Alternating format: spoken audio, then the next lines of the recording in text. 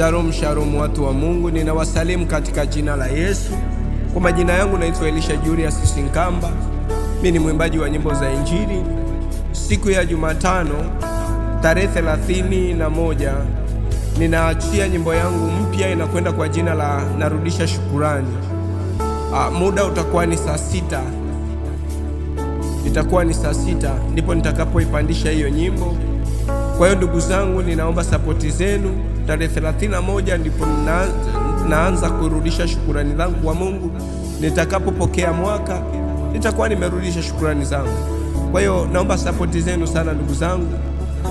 Na pia maoni yenu ni ya msingi sana.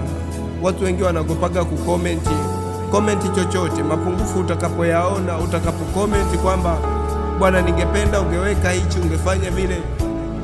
Mimi nakuwa nabarikiwa, na nikifanya vile ina maana umenisaisha, umekuwa mwalimu wangu kwa sehemu fulani. Kwa hiyo naomba sana sapoti yenu kwa siku ya Jumatano. Jiandae kupokea kazi yangu. Mungu akubariki sana.